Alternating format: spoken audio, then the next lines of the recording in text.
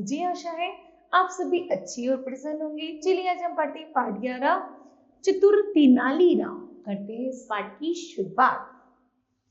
तेनालीराम अपनी सूझबूझ और चतुराई के कारण विजयनगर के राजा कृष्णदेव राय के अति प्रिय थे। तेनालीराम अपनी चतुराई और बुद्धिमत्ता से कठिन समस्याओं का भी हल निकाल लिया करते थे।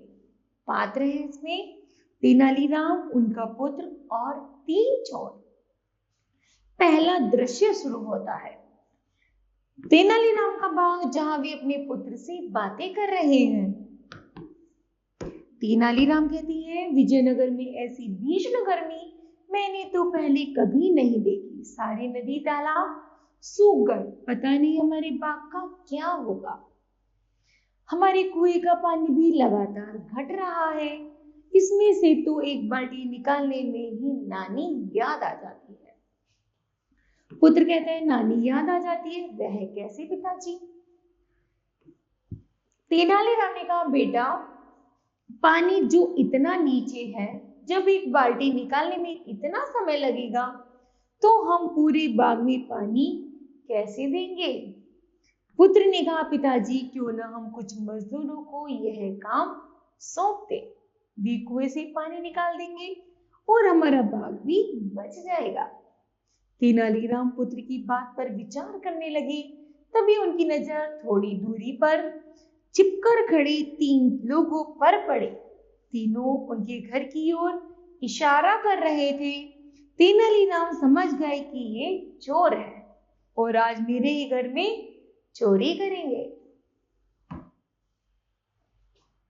दूसरा दृश्य, पुत्र के साथ बाग में घूमते घूमते तेनालीराम उस जगह के पास पहुंच गए जहां तीनों चोर छिपकर खड़े थे। अभी तेनालीराम जोर से बोले, तेनालीराम पुत्र, आजकल चोर बहुत हो गए हैं। ऐसा करते हैं कि सोना चांदी से भरा अपना संदूक कुएं में फेंक देते हैं। इतना धन घर में रखना ठीक नहीं।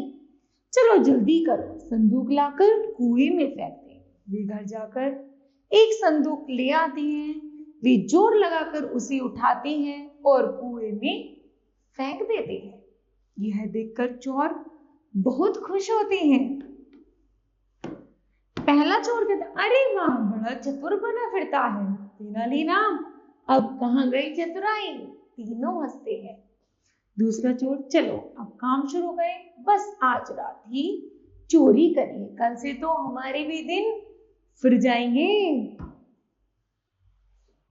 तीसरा चोर, कुएं से पानी निकालते हुए, कुएं का पानी तो बहुत नीचे है, बहुत जोर लगाना पड़ रहा है। आज जोर लगा ले भाई, कल से तो बैठे खाएंगे। तीनों हंसते और कुएं का पानी निकाल कर बाग में डालती जाती है। सारा बाग पानी से लबालब हो जाता है, अर्थात भर जाता है। दूसरा चोर कहता है, सुबह होने को आई है, सारा कुआं खाली कर दिया पर संदूक नहीं दिखा। तीसरा चोर कहता, आश्चर्य, अरे नहीं, वह देखो संदूक, चलो इसे कांटे में फंसा ले। तीनों कांटा डालकर संदूक बाहर निकाल लेते हैं, पर संदूक में कंकड़ पत्थर देखकर उनकी होश उड़ जाते हैं। पहला चोर, भाई मूर्ख तेनालीराम नहीं, हम ही हैं, उसे तो अपनी चतुराई दिखा दी। देखो बिना पैसे सारे बाग की सिंचाई करवा ली। दूसरा चोर मुंह लटकाकर थककर चोर हो गए, पर मिला क्या? ये कंकड़ पत्थर। तीसरा चोर, भाई अब जल्दी करो और यहां से निकल लो वरना पिटेंगे अलग। चोरों की बात सुनकर तेनालीराम और उसका पुत्र मुस्कुराने लगे।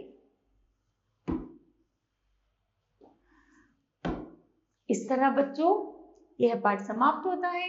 मुझे आशा है यह पाठ आपको भी समझ आया होगा। धन्यवाद।